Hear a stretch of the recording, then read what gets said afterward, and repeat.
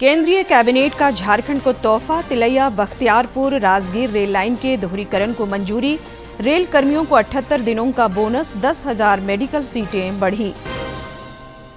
रांची में सीएम से मिली राष्ट्रीय फिल्म पुरस्कार विजेता शिल्पा राव, झारखंड की बेटी की उपलब्धि को मुख्यमंत्री ने सराहा, कल्पना और शिल्पा की दिखी जुगलबंदी। पूर्व सैनिकों और वीर नारियों के सम्मान में रांची में हुआ स्पर्श आउटरीच प्रोग्राम, रक्षा राज्य मंत्री संजय सेठ रहे मौजूद, पूर्व सैनिकों के पेंशन संबंधी शिकायतों का त्वरित निवारण। और झारखंड हाईकोर्ट में पेशा अवमानना याचिका पर सुनवाई, पंचायती राज सचिव साशरीर हुए उपस्थित, आदेश के बावजूद नियमावली लागू होने में विलंब पर उच्च न्यायालय नाराज।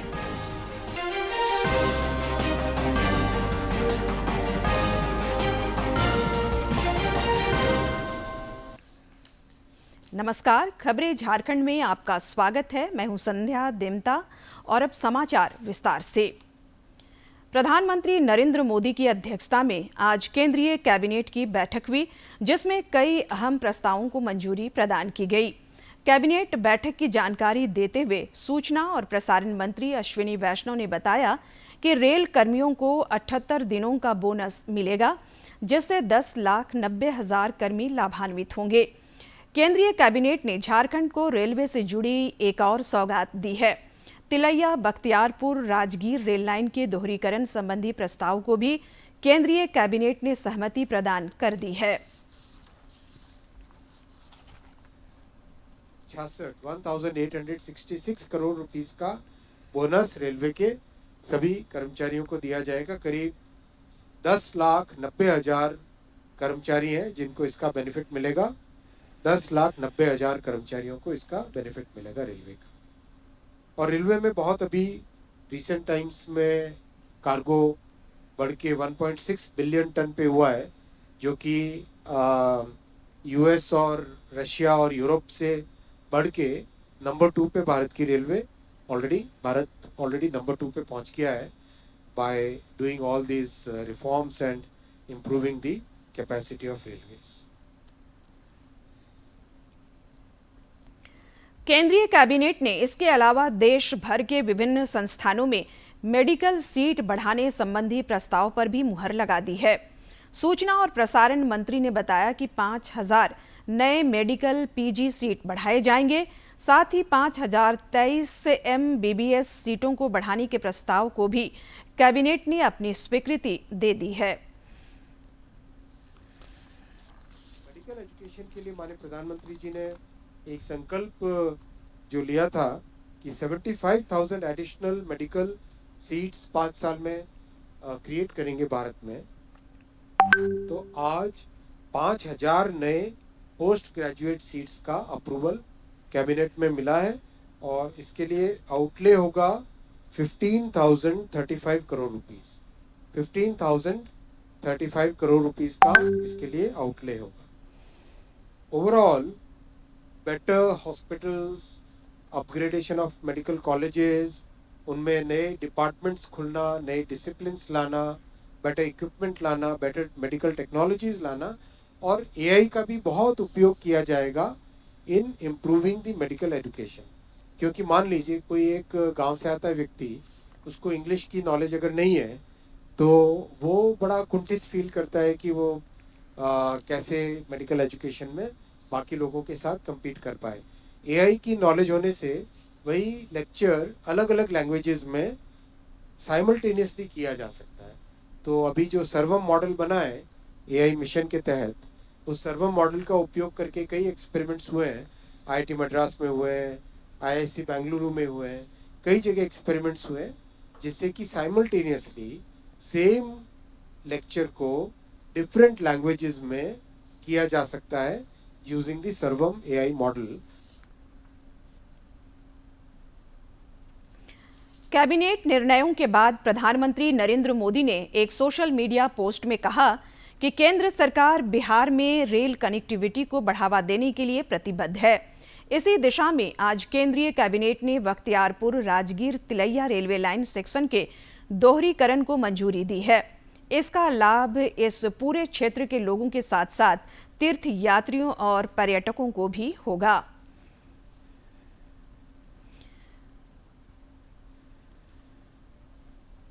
मुख्यमंत्री हेमंत सोरेन की अध्यक्षता में आज रांची में राज्य कैबिनेट की बैठक हुई, जिसमें 27 प्रस्तावों पर मुहर लगी। कैबिनेट बैठक की जानकारी देते हुए विभागीय सचिव वंदना डाडिल ने बताया कि राज्य में महिलाओं के लिए 4 और वन स्टॉप सेंटर की स्थापना होगी। राज्य मंत्री परिषद ने कस्तूरबा गांधी और झारखंड आवासीय विद्यालय के कर्मियों के वार्षिक मानदेय में 4% वृद्धि संबंधी प्रस्ताव को भी मंजूरी प्रदान की है।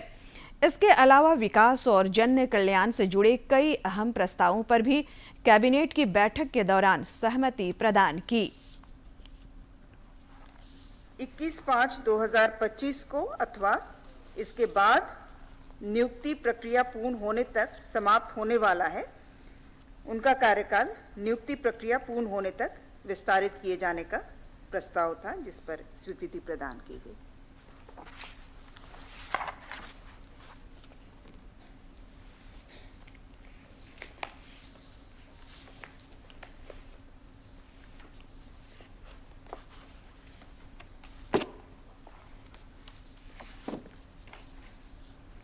प्रस्ताव संख्या 8 स्कूली शिक्षा एवं साक्षरता विभाग से कस्तूरबा गांधी बालिका विद्यालय एवं झारखंड बालिका आवासीय विद्यालय के कर्मियों के मानदेय में 4% की वार्षिक वृद्धि की स्वीकृति। प्रस्ताव संख्या 9 कार्मिक विभाग से श्री रवि किशोर राम झारखंड प्रशासनिक सेवा तत्कालीन अंचल अधिकारी खलारी रांची, उनके विरुद्ध अधिरोपित दंड निंदन को यथावत रखने संबंधी प्रस्ताव।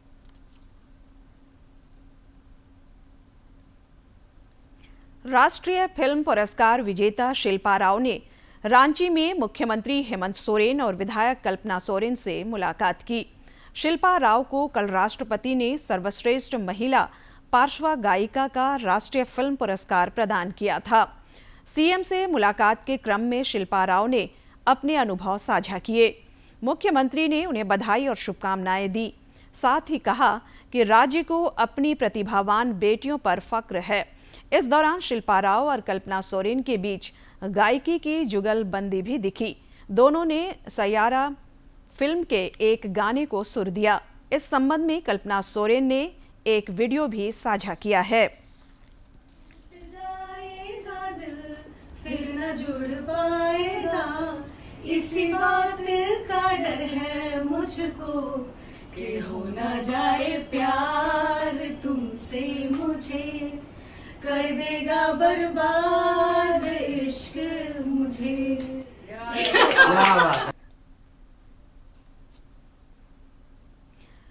जीएसटी सुधारों की खुशियां हर ओर नजर आ रही है। पलामू में भी जीएसटी दरों में कमी से बाजारों में रौनक है।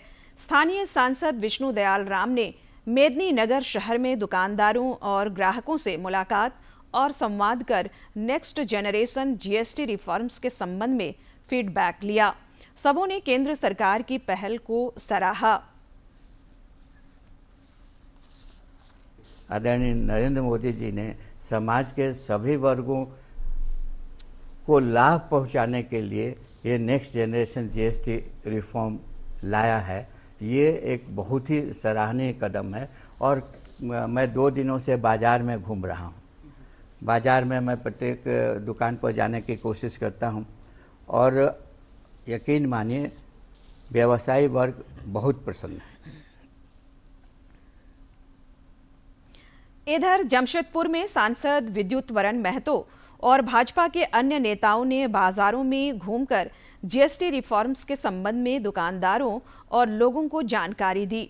इस दौरान श्री महतो ने कहा कि प्रधानमंत्री ने संवेदनशीलता दिखाते हुए जीएसटी सुधारों के माध्यम से जनता को बड़ी राहत दी है, जिससे सभी वर्ग लाभान्वित हो रहे हैं। उन्होंने स्वदेशी और आत्मनिर्भर भारत की मुहिम से भी जुड़ने का लोगों से आग्रह किया। दुकानदारों ने भी एक स्वर से केंद्र सरकार की पहल का स्वागत किया। का जो अभी वर्तमान में देश के यशस्वी प्रधानमंत्री भाई नरेंद्र मोदी जी ने महसूस किया कि वर्तमान समय में बिजनेस को बढ़ावा देने के लिए स्वदेशी के साथ साथ जो हमारे आत्मनिर्भर भारत को और स्पीड से आगे ले जाने के लिए इन्होंने कई जगह में जीएसटी का छूट दिया है। जैसे अभी हम लोग इस टीवी फ्रिज का दुकान में है, इसमें 10% इसका कमी है। ग्राहकों को फ़ायदा हो रहा है, 10% का फ़ायदा है और सभी इलेक्ट्रॉनिक्स में 10% का डिस्काउंट मिल रहा है। ग्राहक भी खुश है, खुशी से परचेज कर रहा है। आजसू पार्टी के अध्यक्ष सुदेश महतो ने भी जीएसटी सुधारों की प्रशंसा की है। हमारे समाचार प्रमुख से खास बातचीत में श्री महतो ने कहा कि इससे जहां जनता को राहत मिली है, वहीं इन सुधारों से अर्थव्यवस्था को संबल मिलेगा।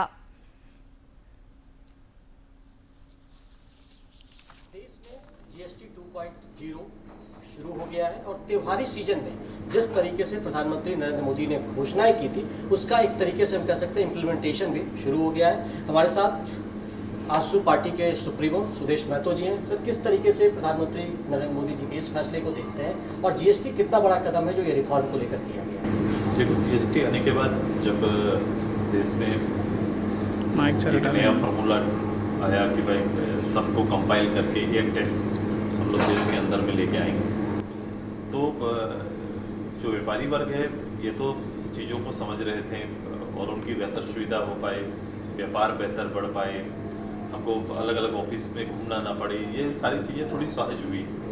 लेकिन इसके साथ साथ जैसे देश के अंदर में महंगाई एक बड़ा विषय था। जीएसटी हम नहीं जानते, आम लोग को आप जाइएगा जीएसटी आपको बोलना पड़ेगा, लेकिन उनको महंगाई से डायरेक्ट होता है और इससे आप ज़्यादा समझा पाएंगे। अभी जो त्यौहार के समय में आदरणीय मोदी जी सामने आते हैं और उनकी सबसे बड़ी तकलीफ जो महंगाई का था, या फिर हम ऐसी चीज़ें जो हमें चाहिए हर परिवार को चाहिए, लेकिन मैं नहीं ले पा रहा हूँ क्योंकि उसका जीएसटी का कारण उसका रेट काफ़ी भागा हुआ है। जैसे गाड़ियाँ ही हैं, गाड़ियों की रेट इन जनरल गाड़ियों की रेट जो यहाँ manufacture India made in India की जो चल रही है, और उसके बाद जीएसटी के कारण उसका रेट कभी कभी ग्रोथ गाड़ी की आधा कीमत जीएसटी में चला जाता है। ऐसे ही छोटे छोटे घर की ज़रूरतों पर भी जीएसटी का प्रभाव दिखता था। तो लोग जो तरक्की के पैमाने पे खुद को सेट नहीं कर पा रहे थे और महंगाई उनके लिए बड़ा विषय था। आज जो सबसे बड़ा अंतर वो सीधे शब्द में हम कहें, मोदी साहब ने आम मध्यम वर्ग गरीब वर्ग को एक फिर से अप्रोच किया है कि वो बेसिक 21वीं सदी के जो भौतिक तैयारी है या भौतिक सुविधाएं हैं, वो अब आम गरीब और मध्यम परिवार तक सहज से व्यवस्था हो पाएगी। और लोगों को जो एक बोनांजा दिया गया है त्योहारी सीजन में कि जीएसटी को लेकर जो एक रिफॉर्म आया है वो जमीन पर उतरना चाहिए और लोगों को उसका बेनिफिट मिलना चाहिए। अपने सहयोगी विकास के साथ मैं दिवाकर कुमार, दूरदर्शन समाचार, रांची। हजारीबाग सांसद मनीष जायसवाल की अगुवाई में रामगढ़ में जीएसटी बचत उत्सव पदयात्रा का आयोजन हुआ। इस दौरान उन्होंने ग्राहकों और दुकानदारों के साथ संवाद कर उन्हें जीएसटी सुधारों के बारे में विस्तार से समझाया। श्री जायसवाल ने दुकानदारों से संशोधित दर के अनुसार सामग्री बेचने का आग्रह किया। उन्होंने स्वदेशी उत्पादों को अपनाने के लिए ग्राहकों को प्रेरित किया। सांसद और भाजपा कार्यकर्ताओं ने प्रेम स्वरूप दुकानदारों को गुलाब का फूल भी भेंट किया और देश के विकास में सहभागी बनने की अपील की।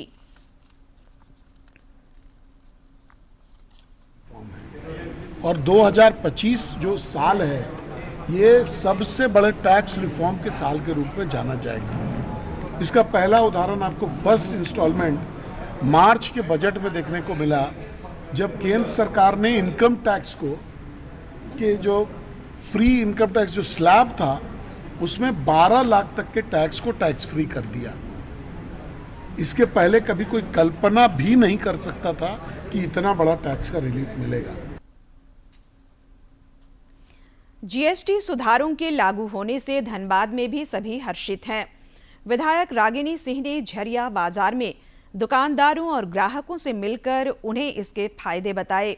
उन्होंने कहा कि त्योहारी सीजन में केंद्र सरकार ने जनता को बड़ा तोहफा दिया है, जिससे समाज के सभी वर्गों को राहत मिली है।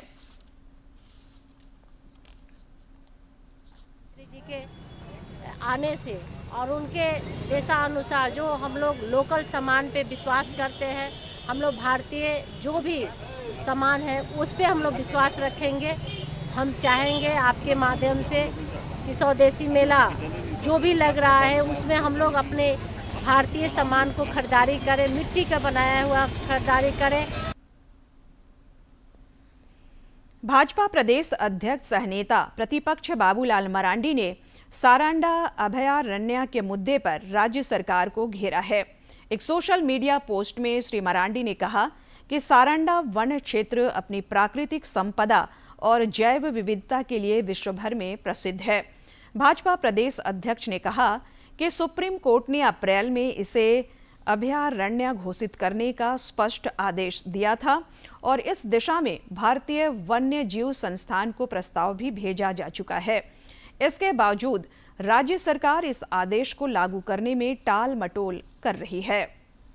प्रधानमंत्री नरेंद्र मोदी के कुशल नेतृत्व में देश में हर क्षेत्र में सकारात्मक बदलाव आया है। डिजिटल क्रांति की वजह से डिजिटल लेन देन का प्रचलन बढ़ा है।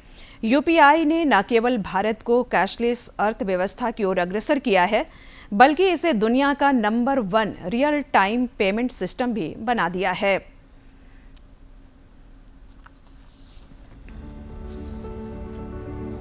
भारत में डिजिटल क्रांति की सबसे बड़ी कहानी बन चुका है यूपीआई।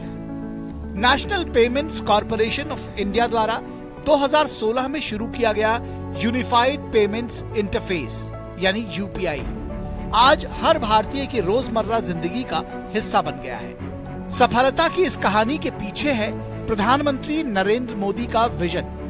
वो लंबे समय से देश में डिजिटल पेमेंट पर जोर दे रहे हैं और यही वजह है कि आज देश में यूपीआई से हर महीने 18 अरब से भी ज्यादा ट्रांजैक्शंस होते हैं। देश भर में 6.5 करोड़ से ज्यादा व्यापारी और 49 करोड़ से ज्यादा यूजर्स अब यूपीआई से जुड़ चुके हैं। पेमेंट करना इतना आसान हो गया है कि अब न कैश की जरूरत है और न कार्ड की।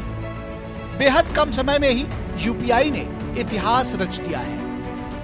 2017-18 में यूपीआई से जहां ट्रांजैक्शंस की संख्या 92 करोड़ थी, वहीं 2024-25 तक ये बढ़कर 18,587 करोड़ रुपए हो गई है।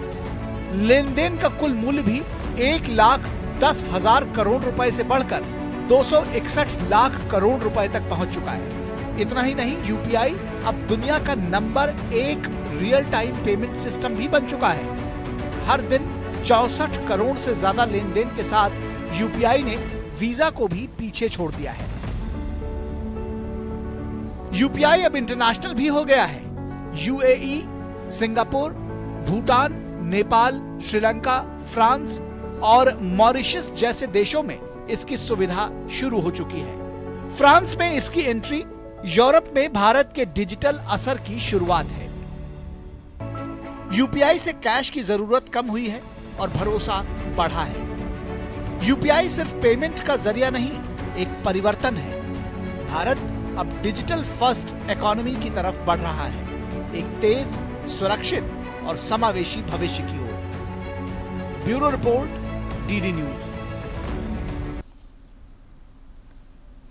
रांची में पूर्व सैनिकों, वीर नारियों और पेंशनधारियों के सम्मान तथा सुविधा के लिए स्पर्श आउटरीच प्रोग्राम आयोजित हुआ। रक्षा राज्य मंत्री संजय सेठ समेत अन्य गणमान्य लोग इस कार्यक्रम के दौरान मौजूद रहे। इस दौरान श्री सेठ ने पूर्व सैनिकों, वीर नारियों तथा उनके परिवारजनों से मुलाकात और संवाद भी किया। मौके पर पूर्व सैनिकों के पेंशन संबंधी समस्याओं का त्वरित समाधान भी हुआ। रक्षा राज्य मंत्री ने कहा कि केंद्र सरकार जवानों को बेहतर सुविधा देने के लिए कृतसंकल्पित है। प्रधानमंत्री के कुशल मार्गदर्शन में स्पर्श व्यवस्था के अंतर्गत पेंशन सीधे खाते में ट्रांसफर की जाती है। कार्यक्रम में रक्षा लेखा महानियंत्रक राजकुमार अरोड़ा, जनरल पीएस शेखावत और सीडीए हिमांशु शंकर सहित कई पदाधिकारी मौजूद रहे। रक्षा राज्य मंत्री संजय सेठ ने रांची के राज अस्पताल जाकर अपराधियों की गोलीबारी में घायल हवलदार राम शरीक शर्मा से मुलाकात की। इस दौरान उन्होंने श्री शर्मा का कुशलक्षेम जाना और उनके शीघ्र स्वस्थ होने की कामना की। गौरतलब है कि खलारी थाना में पदस्थापित हवलदार राम शरीक शर्मा पेट्रोलिंग पर थे। इसी दौरान गश्ती दल पर अपराधियों ने गोलीबारी की थी, जिसमें वे जख्मी हो गए थे। रांची पुलिस ने इस मामले में एक शख्स को गिरफ्तार किया है। जमशेदपुर में दुर्गोत्सव की छठा हर वर्ष खास होती है। इस बार भी विभिन्न पूजा समितियों द्वारा भव्य और दिव्य पूजा पंडाल बनाए जा रहे हैं। अगर आपने 4 धाम की यात्रा नहीं की है तो कोई बात नहीं। जमशेदपुर सिद्धगोड़ा स्थित दुर्गा पूजा पंडाल में इस बार आपको चारों धाम के दर्शन होंगे। पूजा समिति के संरक्षक चंद्रगुप्त सिंह ने बताया कि यहाँ पर केदारनाथ, बद्रीनाथ, यमुनोत्री और गंगोत्री के प्रारूप पर पंडाल बनाए जा रहे हैं। पश्चिम बंगाल के कारीगर पिछले 3 महीने से यहाँ दिन रात पंडाल को रूप देने में लगे हैं। केदारनाथ, बद्रीनाथ, यमुनोत्री, गंगोत्री, ये 4 धाम जो है उत्तराखंड के महत्वपूर्ण धाम हैं। उन्हीं धामों का हम लोग यहाँ पर प्रदर्शित करेंगे। ये पंडाल की लंबाई 120 फीट है, चौड़ाई 80 फीट है, ऊंचाई 60 फीट है। वहीं कासीडीह स्थित ठाकुर प्यार सिंह धुरंधर सिंह दुर्गा पूजा समिति का पंडाल इस बार भी आकर्षण का केंद्र है।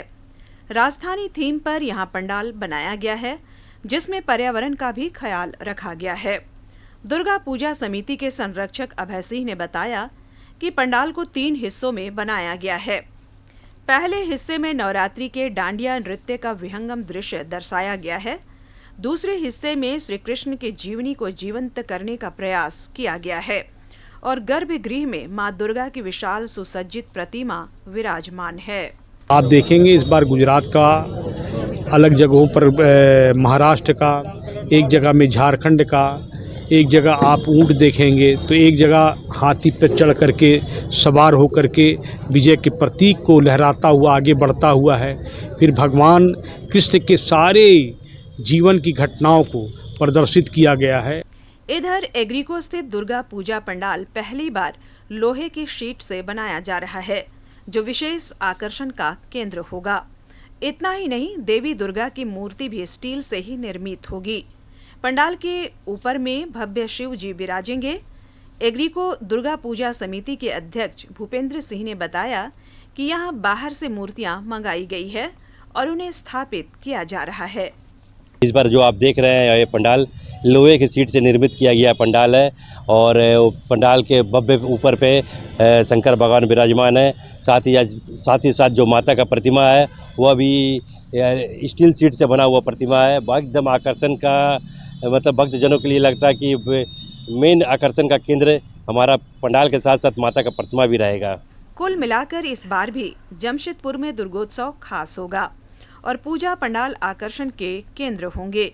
जमशेदपुर से राजेश कुमार लालदास की रिपोर्ट। दुर्गोत्सव को लेकर धनबाद में भी एक से बढ़कर एक पूजा पंडाल बनाए जा रहे हैं।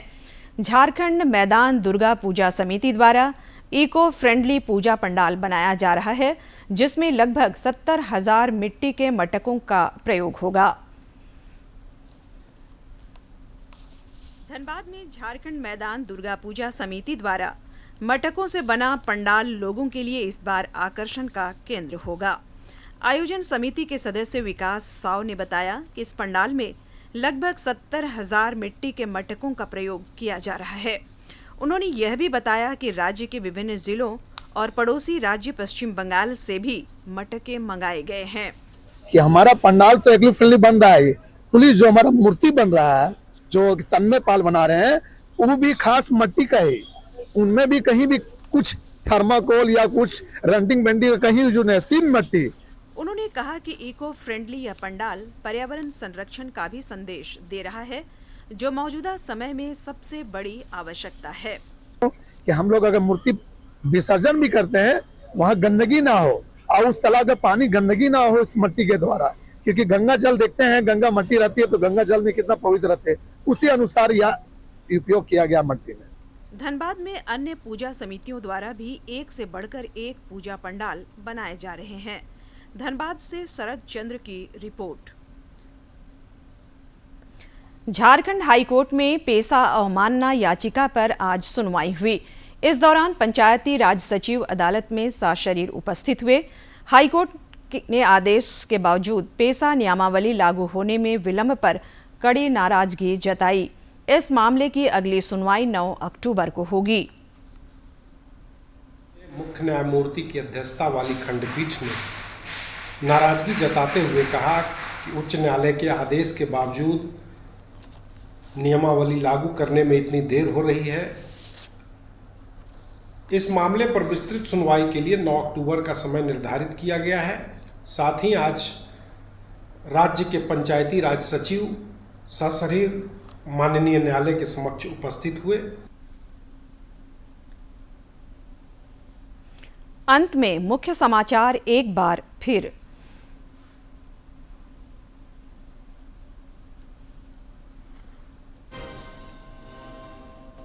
केंद्रीय कैबिनेट का झारखंड को तोहफा। तिलैया बख्तियारपुर राजगीर रेल लाइन के दोहरीकरण को मंजूरी। रेल कर्मियों को 78 दिनों का बोनस। 10,000 मेडिकल सीटें बढ़ी।